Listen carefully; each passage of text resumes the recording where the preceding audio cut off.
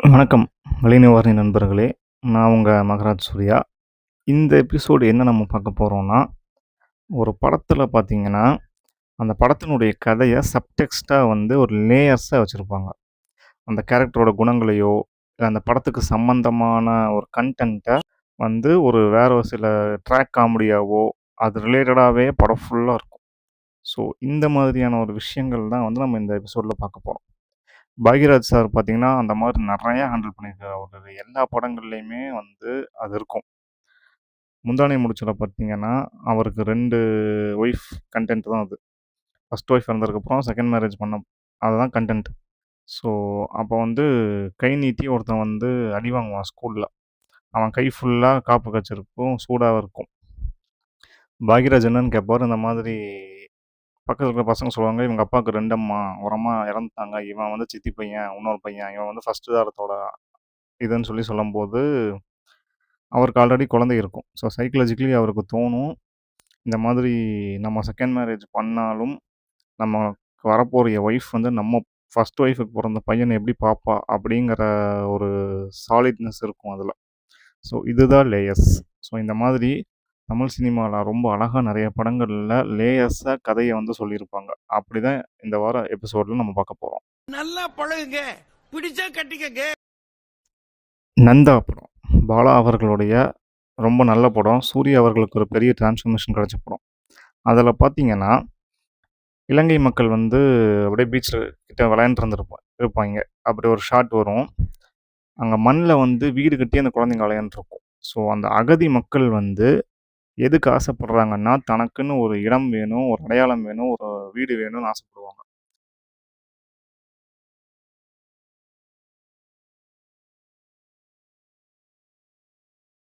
So, அங்க இருக்கக்கூடிய குழந்தைங்கள், பெண்கள்லாம் வந்து ஒரு ஷாட்ல வந்து அந்த பீச் மணல்ல வந்து வீடு கட்டி விளையாண்ட்ருப்பாங்க. ஸோ, இதுதான் வந்து ஒரு மிகப்பெரிய லேயர். ஸோ, அதுதான் பாலா அவர்களுடைய அந்த படம் வந்து இப்போ வரைக்கும் கொண்டாடப்பட்டுட்டு இருக்கு. அதுக்கப்புறம் பார்த்தீங்கன்னா, டானாகாரன் படம். விக்ரம் பிரபு அவர்களுக்கு ரொம்ப நாளுக்கு அப்புறம் ஒரு பெரிய பிரேக் கிடைச்ச படம் டானாகாரன். அந்த படத்துல லேயரா ஒரு கேரக்டரே யூஸ் பண்ணியிருப்பாய்ங்க. எம்.எஸ். பாஸ்கர் அவர்கள.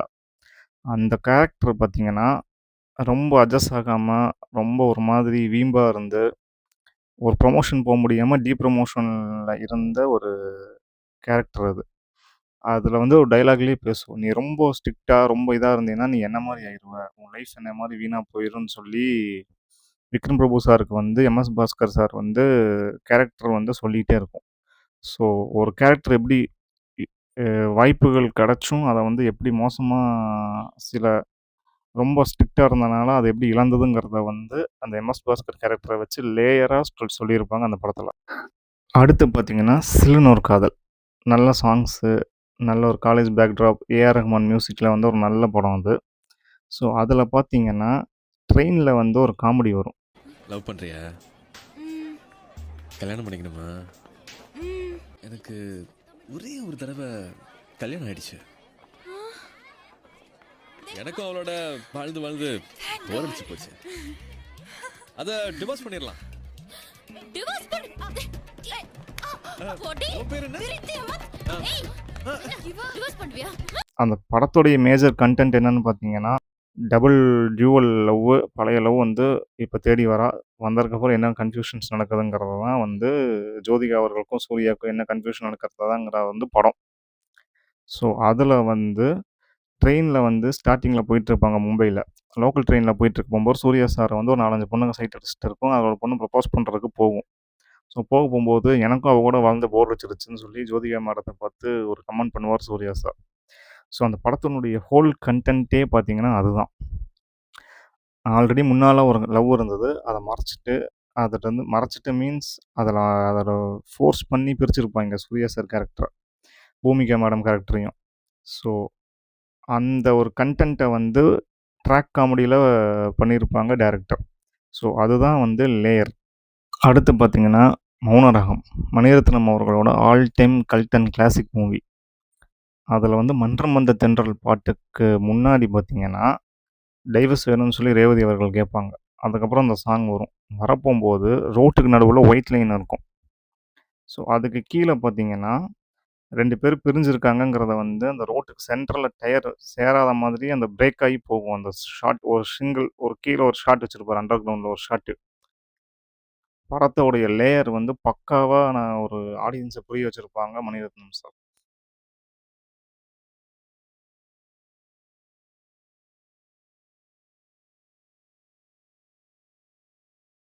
அதுக்கப்புறம் பார்த்தீங்கன்னா, இயக்குனர் ராம் அவர்களுடைய பேரன்பு. அந்த படத்துல அந்த பெண் வந்து வாய் ஒரு மாதிரி இதாகி, ஸோ பார்த்துக்கவே ஒரு வழி இல்லாத ஒரு ஆளா இருக்கும். ஸோ அந்த மாரி இருக்கக்கூடிய சந்தர்ப்பத்துல, அந்த பெண்ணினுடைய பாட்டி வடிவுக்கரசி நடிச்சிருப்பாங்க. ஸோ ஆல்ரெடி மம்முட்டியோடைய மனைவி வந்து அவர விட்டுட்டு போயிருப்பாங்க. இந்த பெண்ண பார்க்க முடியாதுன்னு சொல்லி.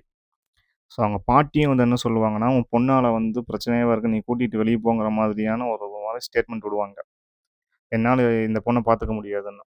அது எப்படி பாட்டி சொல்ல முடியுங்கிற ஒரு உறுத்தல் இருந்துச்சு எனக்கு ஸ்டார்ட்டிங்ல. அதுக்கப்புறம் அந்த படத்த திருப்பி திருப்பி பார்க்க போம்போது, மம்முட்டி அவர்களுடைய தம்பியே வந்து ஒரு ஹேண்டிகேப்பா தான் இருப்பாரு. ஸோ, அந்த மாதிரி இருக்கக்கூடிய ஒரு சூழல் வந்து சின்னதுலருந்தே வந்து அவர் தம்பிய வந்து அப்படி பார்த்துக்கிட்டு வளர்த்த ஒரு வடிவுக்கரசினால, திருப்பியும் ஒரு 20 வருஷம், 10 வருஷத்துக்கு வந்து அந்த இன்னொரு மனம் குன்றிய ஒரு பெண்ண வந்து பார்த்துக்க முடியாதுங்கிறத வந்து ரொம்ப அழுத்தமா சொல்லியிருப்பாங்க அந்த படத்துல. அடுத்த லேயர் பார்த்தீங்கன்னா, ஜீன்ஸ் படம். ஷங்கர் அவர்களுடைய ஒரு காமெடி பிரம்மாண்டமான ஒரு நேட்டிவிட்டியோட எடுக்க வேண்டிய படத்த, நல்லா ஃபாரின்ல கொண்டு போய் 7 அதிசயத்தையும் காட்டி பக்காவா பண்ணியிருப்பாரு. ஸோ, அந்த படத்துல வந்து ஸோ ட்வின்ஸா இருப்பாங்க நாசர் சார். ஸோ வேற வேற ஃபேமிலியிலருந்து வந்த 2 பெண்களால வந்து ராதிகா மேடம் வந்து சண்ட போட்டு பிரிச்சு விட்டுருவாங்க 2 பிரதர்ஸையும். ஸோ அவருக்கும் ட்வின்ஸ் பொறந்திருக்கும். ஸோ பெரிய நாசர் சார் வந்து செட்டில் ஆகியிருப்பாரு. இன்னொரு நாசர் சார் வந்து வெளியூர்ல இருப்பாரு. அந்த மாதிரி இருக்கக்கூடிய நேரத்துல பார்த்தீங்கன்னா, பெரிய நாசர் சார் ரொம்ப உறுதியா இருப்பாரு. பிரசாந்த் அவர்கள் ட்வின்ஸ். பிரசாந்த் அவர்களுக்கு வந்து இதே மாதிரியான ஒரு பெண்கள் தான் மேரேஜ் பண்ணி குடுக்கணும். ட்வின்ஸாவே தான் பார்க்கணும். வெளி ஃபேமிலிலேருந்து வேற வேற பேர் வந்தா, என் லைஃப்ல நடந்த மாதிரியே என் பசங்களுடைய லைஃப்பும் 2 பேரும் பிரிஞ்சிருவாங்கங்கிறதுல ஸ்ட்ராங்கா இருப்பாரு. ஆரம்பத்துல இருந்து நான் உங்ககிட்ட சொல்லிட்டு இருக்கேன். என் பிள்ளைங்களுக்கு கட்டி வச்சா ரெட்டப்பிறவி வேலை தான் கட்டி வைப்பேன். ஆனா உங்க பொண்ணு ரெட்டப்பிறவி இல்ல. என்னை ஏமாத்தி ஃப்ராட் பண்ணி இந்த கல்யாணத்தை நடத்த பாக்குறீங்க. அது நடக்காது. ஸோ அது ஒரு பெரிய போராட்டமா போயி, கடைசியில ராதிகா மேடம்னால தான் அவங்க ஃபேமிலி பிரியும். கிளைமாக்ஸ்ல பார்த்தீங்கன்னா, ராதிகா மேடம்னாலேயே வந்து சேர்ந்துருவாங்க. ஸோ அந்த ஜீன்ஸ்ல பார்த்தீங்கன்னா, இந்த நாசர் சாரோட கேரக்டர வந்து அழகான லேயரா வந்து யூஸ் பண்ணியிருப்பாரு சங்கர் சார். கதைய வந்து கதை சொல்றதுக்கு அந்த கேரக்டர் ஓட சைக்காலஜிக்கல் லேயர் மூலமாவே சொல்லியிருப்பார். வழி நிவாரணிங்கிற சேனலை சப்ஸ்கிரைப் பண்ணுங்க. உங்க ஃப்ரெண்ட்ஸ் அண்ட் ஃபேமிலிக்கு இந்த வீடியோஸை ஷேர் பண்ணுங்க.